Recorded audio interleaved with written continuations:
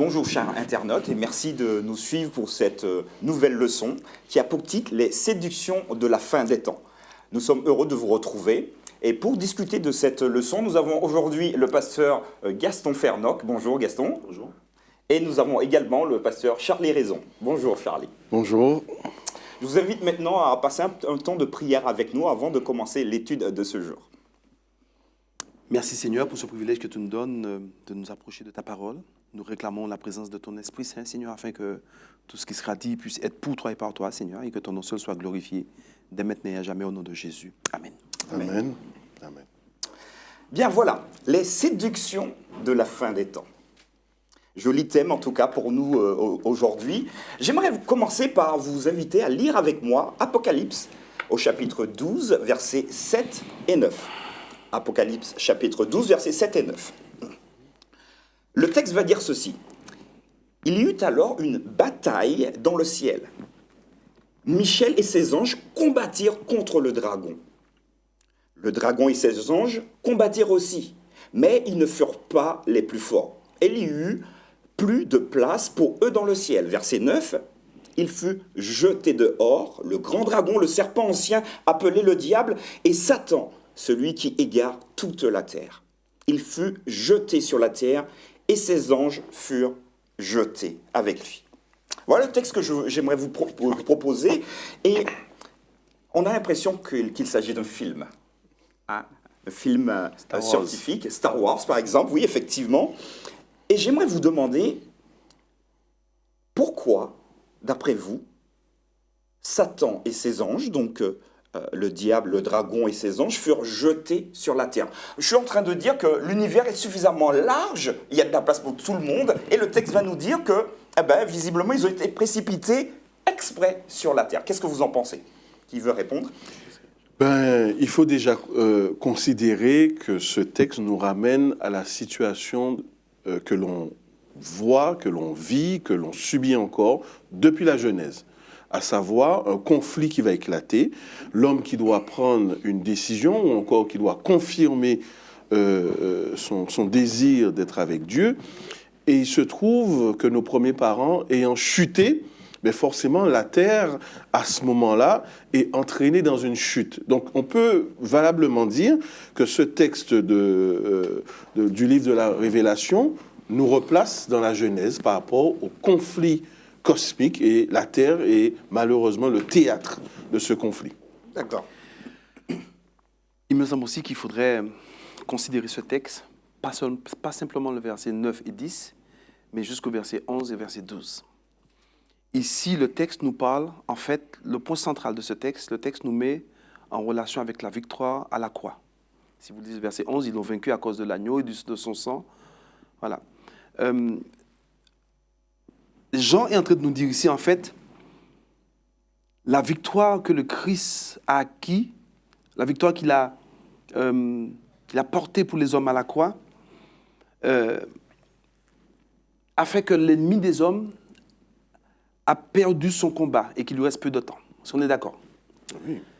Et c'est à partir de ce moment, seulement à partir de ce moment, que son activité sera cramponnée uniquement sur la terre. D'ailleurs, si vous lisez le livre de Job, vous voyez très bien qu'il faisait l'aller-retour entre le ciel et la terre. Absolument. Puisqu'il se permettait même d'aller dans la présence de l'Assemblée de Dieu. Et à la croix, parce que le sang de Jésus coule, lorsque Jésus remporte la victoire, l'ennemi est cramponné à la terre, uniquement à la terre. Mais ce texte nous dit également que quand Jésus est mort à la croix, il a du même coup privé l'ennemi de son pouvoir, je dirais, d'assujettir l'homme du fait de sa prédisposition au péché. Lorsque le texte parle, il dit au verset 11, où voilà, tout d'abord il explique qu'il a été précipité l'accusateur de nos frères, celui qui est accusé devant Dieu jour et nuit. Ils l'ont vaincu à cause de l'agneau et à cause de sa parole. Ce texte parle pour nous. C'est dès l'instant où on accepte ce sacrifice accompli à la croix, eh bien, le texte nous dit que nous sommes des vainqueurs en Jésus-Christ. Parce que le sang de Jésus, ce sang qui est puissant, nous donne le pouvoir de vaincre. Enfin, il nous donne le pouvoir de vaincre, bien sûr, par l'action de l'Esprit en nous. Néanmoins, pour revenir à ce que tu dis, c'est vrai que le conflit a commencé dès le début, mais ici, le texte, en s'arrêtant sur ce texte, le fait qu'il dit que le diable est précipité sur la terre, parce que certaines personnes peuvent se poser la question, pourquoi c'est sur la terre qu'on l'a envoyé? Le texte est en train de nous dire, non, son activité se cramponne à la terre, à la croix. À la croix, le diable n'a plus accès au ciel, il est définitivement, il est projeté là. Est-ce que vous voulez rajouter quelque chose? Mais disons que il faut aussi accepter que la vocation de ce que Jean le visionnaire nous dit ici n'est pas d'expliciter pourquoi le dragon est précipité sur la terre. Ouais. L'enjeu est ailleurs. Donc il me semble qu'on pourrait avoir beaucoup d'hypothèses. Maintenant, il faut aussi tenir compte que dans le cadre d'un conflit cosmique, comme dans toute guerre, il y a un théâtre de guerre. Il y a un moment où la guerre, elle est plus forte, plus localisée, etc. Ben, il se trouve qu'elle est localisée sur la Terre à ce moment-là. Ça ne veut pas dire que dans une perspective de penser aux autres mondes, que les autres mondes n'ont pas été bien sûr, sollicités comme... Et pourquoi le théâtre, pourquoi la terre c'est le théâtre? Parce qu'en fait, en réalité, l'ennemi a réussi à séduire les habitants de la terre. Et donc le combat s'est projeté sur la terre. Dieu, étant le créateur de la terre, veut aussi récupérer son bien. Donc c'est pour ça que la terre devient effectivement le théâtre. Très bien. Je peux comprendre que les autres mondes qui n'ont pas péché, ils n'ont pas accepté, ils ne sont pas tombés dans la séduction. Oui. J'ai une question par rapport à ça, parce que ça me semble assez intéressant. Donc vous nous dites, pasteur, tout à l'heure, qu'on a le pouvoir de vaincre. Mais ma question, ce serait, est-ce que raisonnablement, nous pouvons résister au diable? Je pose la question, pourquoi? Parce que le diable était dans le ciel, on voit que les anges qui étaient au contact de Dieu, ils ont chuté. On voit également Adam et Ève, ils étaient carrément parfaits, ils ont chuté. Et pourquoi moi, chrétien, je pourrais dire aujourd'hui, ah ben moi je suis le plus fort, je suis plus fort qu'Adam et je suis le plus fort que les anges qui sont dans le ciel, qui ont tous chuté. Qu'est-ce que vous pouvez me dire par rapport à ça? C'est une question très difficile. Ouais. Oui, nous pouvons faire obstacle à l'ennemi et en même temps non. Pourquoi? Parce que si, indépendamment du Christ, on pouvait résister à l'ennemi, ça se saurait, et cela voudrait dire qu'on n'a pas besoin du Christ. Donc, il y a aussi une humilité de notre part lorsque nous disons que nous pouvons résister. Et résister dans le sens biblique, lorsqu'il nous est dit « résister au diable et il fuira loin de vous », cela veut dire que Dieu le Père, par le Christ, met à notre disposition le Saint-Esprit, nous rendant capables de faire obstacle. Et là encore, faire obstacle, ça ne veut pas dire que c'est un état, c'est une dynamique, parce que je peux très bien lui résister pendant un certain temps et la minute d'après, chuter. Très bien. Je vais dans le même sens que mon collègue pasteur Charlie. En effet, c'est vrai que l'homme n'a pas de pouvoir en lui-même pour pouvoir résister aux assauts de l'ennemi. Et tu as bien fait de dire que si il a réussi à entraîner un tiers des anges qui étaient devant le trône de Dieu, qui voyaient la face de Dieu, donc pour lui, ce serait un jeu d'enfant pour nous. Néanmoins, nous avons cette capacité uniquement au travers des mérites de Jésus et par l'Esprit Saint en nous. Tu as fait référence au texte de Jacques qui dit de résister, mais juste avant le texte dit « soumettez-vous donc à Dieu ». C'est en se soumettant à Dieu que Dieu nous remplit de son esprit et qui nous rend capables. Lui seul, par l'Esprit Saint, nous rend capables de résister à l'ennemi. Parfait. Merci beaucoup en tout cas pour cette première approche. J'aimerais vous proposer maintenant un second texte et je vous invite à vous plonger avec moi dans le livre des Ecclésiastes au chapitre 9, Ecclésiastes 9. Ecclésiastes 9. Et nous allons lire le verset 5 et le verset 6. Ecclésiastes 9, verset 5 et verset 6. Je vous laisse la possibilité de lire l'un ou l'autre. Les vivants, en effet, savent qu'ils mourront, mais les morts ne savent rien, et il n'y a pour eux plus de salaire, puisque leur mémoire est oubliée, et leur amour et leur haine et leur envie ont déjà péri, et ils n'auront plus jamais aucune part à tout ce qui se fait sous le soleil. Alors le texte ici est visiblement très simple à comprendre. Les morts ne savent rien. Que diriez-vous à l'un de vos amis ou à quelqu'un de votre famille qui vous dirait « Écoute, j'ai vu ma mère décéder il y a quelque temps, j'ai discuté avec elle, c'est vrai, elle est morte, mais elle est revenue. Donc j'ai discuté avec elle, elle m'a donné en plus des conseils qui auront fonctionné. » Que pouvez-vous dire à quelqu'un qui est sûr d'avoir vu ses parents revenir à la vie? J'ai été moi-même confronté à ce genre de situation. Je présume que mon collègue, le pasteur Gaston aussi. C'est très difficile parce que l'on parle d'expérience de vie. Et c'est vrai que lorsque quelqu'un a vécu ce type d'expérience que l'on pourrait apparenter à une expérience pour certains qui frisent la parapsychologie, pour d'autres le spiritisme, il faut simplement admettre que seule la puissance de conviction qu'il y a au travers du Saint-Esprit pourrait convaincre de la vérité de ce que nous venons tout juste de lire. Ouais. Parce qu'il ne suffit pas de le lire, mais il faut y croire. Et certains, lorsqu'ils ont expérimenté, entre guillemets, le monde des revenants, ont de la peine à croire ce texte. N'empêche, et la Bible est claire, il y aura des séductions. Et il y a plusieurs textes de Jésus, Matthieu 24, Luc 21, qui font état qu'à la fin des temps en particulier, mais j'ai envie de dire dans tous les temps, il y aura des séductions. Et pour moi, c'est une forme de séduction, c'est une tromperie pour contrefaire la parole de Dieu, que de faire croire que lorsque l'on est mort, on n'est pas tout à fait mort. D'accord, très bien. Malheureusement, pourquoi aujourd'hui le spiritisme a tant de pouvoir, a tant de, je dirais, tant d'adeptes dans ce monde? C'est parce que, et j'irai jusqu'au bout de ma pensée, c'est parce que le christianisme a trop largement diffusé cette théorie de l'immortalité de l'âme. En disant cela, en disant que l'homme est immortel, puisque lorsque l'homme meurt, l'âme est, comme disent certaines personnes, l'âme est encore en train de vivre. En disant ça, on a donné l'autorité, en quelque sorte, au spiritisme de pouvoir séduire la race humaine. Malheureusement, trop de communautés chrétiennes, aujourd'hui, enseignent ça. Or, le texte est clair. Le texte dit que les morts ne savent rien. Il n'y a plus de salaire, il n'y a plus d'activité pour eux.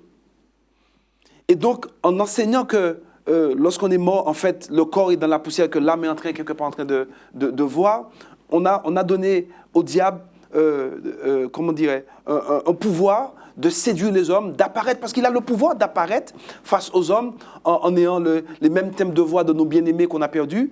Et donc, il séduit la terre. Il séduit non seulement le monde non chrétien, mais le monde chrétien, puisqu'on a donné trop d'importance à cette théorie qui n'est pas biblique. Je le répète, qui n'est pas biblique.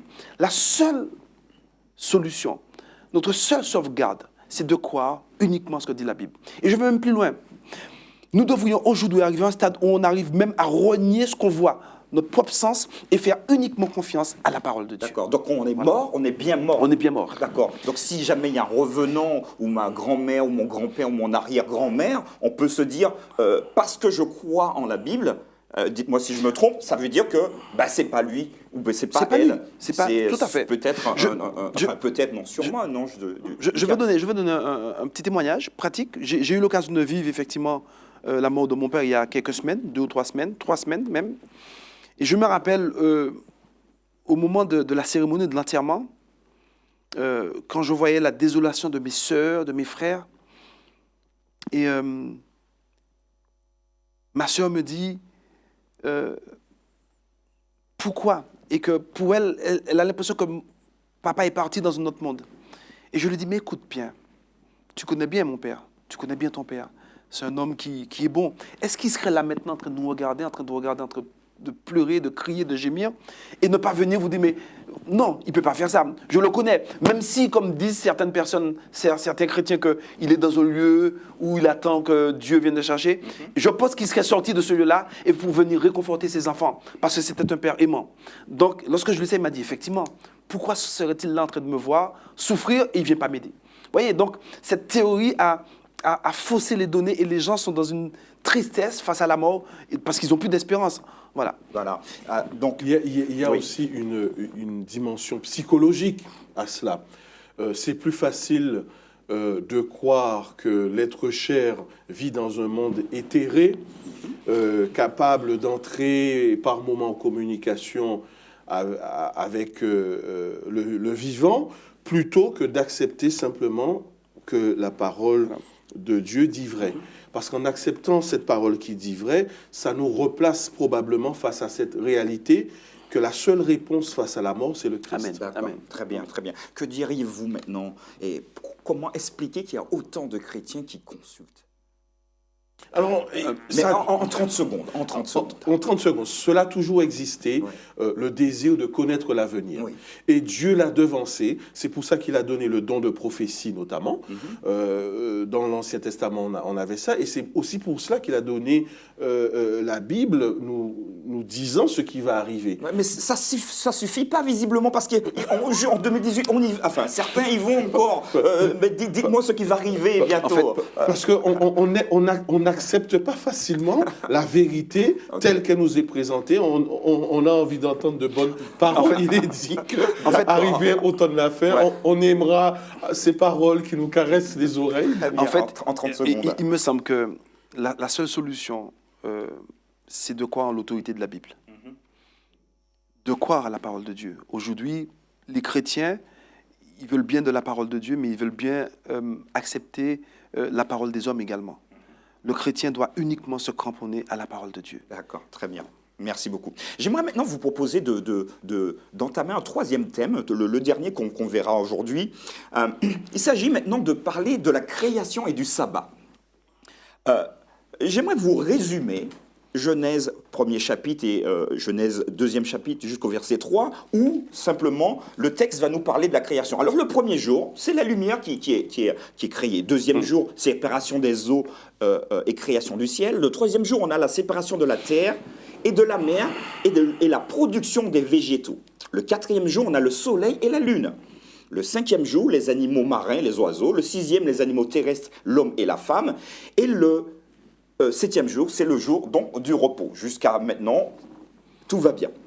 Ma question pour vous, pouvez-vous m'expliquer la provenance de la lumière qui a le premier jour, alors qu'on sait pertinemment en lisant le texte que le soleil, la lune, les étoiles ont été faits le troisième jour. Donc d'où vient cette lumière du premier jour? Très bonne question. Alors il y a plusieurs hypothèses. Dieu est lumière. Oui. Dieu est lumière. Donc dès lors que Dieu est en quelque part, il remplit cet espace de lumière. On peut comprendre ça.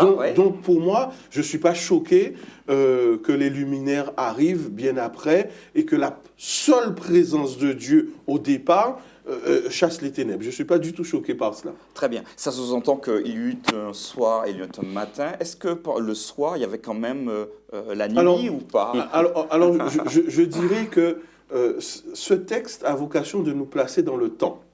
Parce que Dieu, il est hors du temps. Donc, dès lors que l'on dit, voilà, il va y avoir une séquence nuit-jour, c'est pour faire comprendre que l'on crée un espace-temps. Très bien. Mais ce n'est pas parce qu'on crée un espace-temps, jour-nuit, que ça veut dire que la lumière de Dieu n'éclairait pas ce monde, l'univers, bien avant. Qu'est-ce que vous en pensez? C'est vrai qu'il est très difficile de concevoir comment Dieu a dû faire la lumière le premier jour sans l'aide de ses corps célestes, le soleil et la lune. Mais il y a plusieurs théories. Il y a deux théories qui se dégagent. Il y a une théorie qui dit qu'en effet, que ces corps célestes, le soleil, la lune, étaient réellement là tout le temps. Et ils émettaient en fait leur lumière. Mais que la terre était cachée à la vue de ces corps célestes par une couverture nuageuse. Ça, c'est une théorie, la première théorie. Voilà, des ténèbres. Par cette couverture nuageuse, et qu'au troisième jour, quand Dieu donne l'ordre, en fait, tout se réorganise et donc ces corps célestes deviennent visibles. Ça, c'est une théorie, mais on ne peut pas le prouver. La deuxième théorie, c'est que, comme tu l'as dit, en fait, c'est que cette lumière présente, je dirais, au premier jour, vient directement de Dieu lui-même. Et que Dieu a ensuite délégué cela aux organismes célestes, le soleil et la lune, le quatrième jour, le troisième jour. D'accord. Donc ici, je partage cette théorie parce que ici nous avons un parallèle à faire avec un texte biblique dans Apocalypse chapitre 21. Il nous dit que la Nouvelle Jérusalem n'avait plus besoin de soleil parce que Dieu était sa lumière. Est-ce que cela voulait dire qu'il n'y a plus de soleil dans la Nouvelle Jérusalem? Oui, puisque Ésaïe nous dit que sur la nouvelle terre, chaque nouvelle lune, chaque sabbat, on viendra adorer. Ouais. D'accord? Donc, quand Dieu est présent, Dieu est lumière, Dieu est clair. Mais je pense aussi que Dieu, en fait, a voulu faire ça parce que Dieu savait très bien dans sa préscience que les hommes risqueraient d'adorer ces corps célestes qui leur fournissaient de la lumière. Donc Dieu, voulant éviter cela, voulant éviter, je dirais, cette possibilité, va créer la lumière en dehors du soleil et de la lune pour bien montrer aux hommes que il ne faudrait pas adorer la lune et le soleil, mais lui qui est le créateur de la nature. Malheureusement, vous avez vu, après le péché, les hommes vont quand même se diriger, adorer. Et d'ailleurs, lorsque Dieu va construire le sanctuaire, vous savez comment il va le construire? Ils seront dos au soleil, parce que Dieu veut éviter absolument l'adoration du soleil. Parfait. Merci beaucoup en tout cas. J'aimerais quand même vous poser une question, parce que moi qui suis lecteur littéraliste de la Bible, je me rends compte qu'entre Genèse 1, versets 10 à 12, et Genèse 2, versets 4 à 6, il y a visiblement un contresens qui pourrait me gêner. Qu'est-ce que dit Genèse 1, versets 10 à 12? Dieu appela le sec, terre et la masse des eaux mer. Dieu vit que c'était bon. Puis Dieu dit que la terre produise de la verdure, de l'herbe à graines, des arbres fruitiers qui donnent des fruits selon leur espèce. En gros, la végétation a poussé. D'accord? Oui, Là, oui. on est dans Genèse 1. Quand je lis Genèse 2, versets 4 à 6, le texte va me dire, verset 5, donc Genèse 2, verset 5, lorsque l'Éternel Dieu fit la terre et le ciel, il n'y avait encore aucun arbuste des champs sur la terre et aucune herbe des champs ne poussait, car l'Éternel Dieu n'avait pas fait pleuvoir sur la terre. Très bonne question. Donc du coup, je suis en train de me voir dans Genèse 1 avec quelque chose d'instantané où ça a poussé tout de suite. J'arrive en Genèse 2, la Bible me dit, attends, en fait, oui mais non.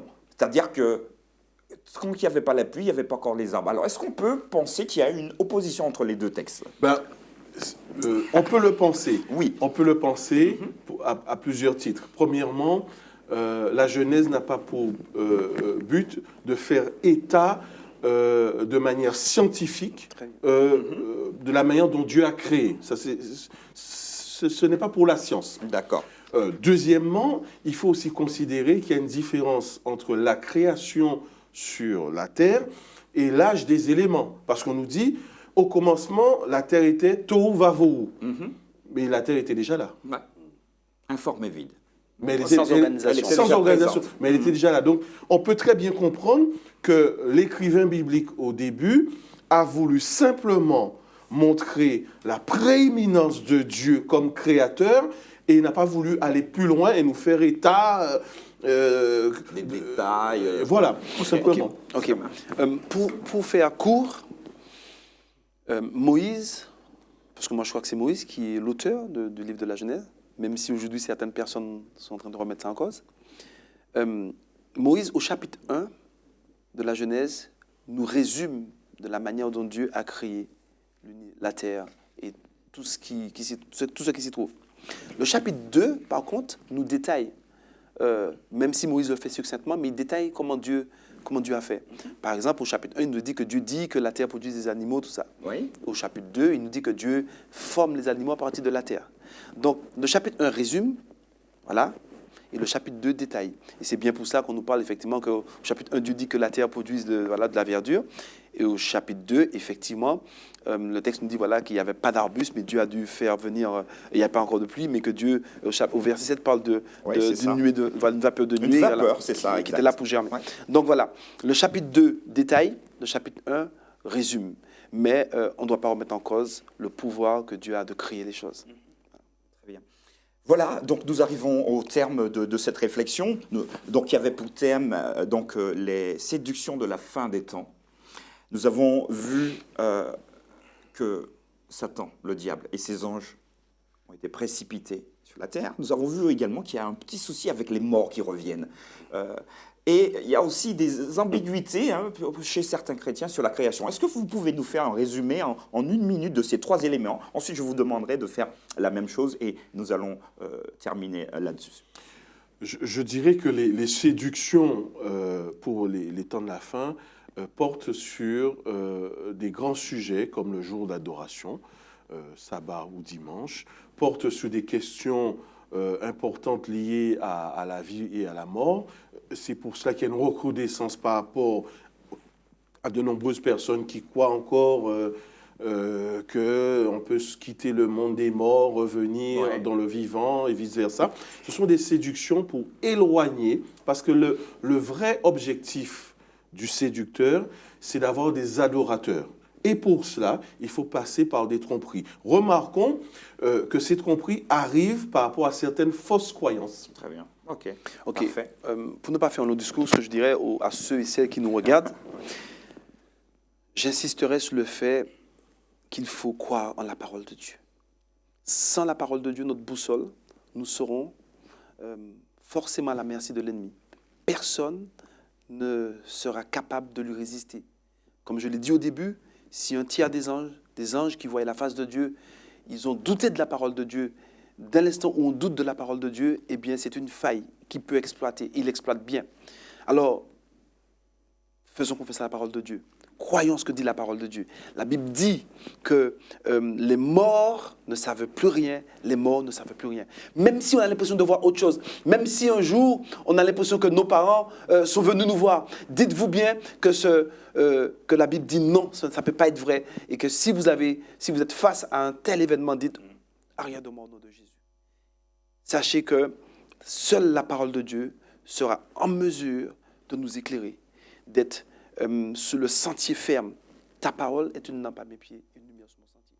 Donc j'insiste, lisez la Bible, croyez en la Bible, croyez en la parole de Dieu, qui est notre seule boussole. D'ailleurs, c'est le moment de le faire. Ce sont les 500 ans. On a passé les 500 ans Oui, sans exact. du sola scriptura. Ouais. C'est le moment de donner la centralité à la parole de Dieu. Voilà. En tout cas, j'aimerais vous remercier d'avoir répondu franchement à mes questions. Nous voudrions également vous remercier, chers internautes, de nous avoir suivis et nous vous disons à bientôt. Merci.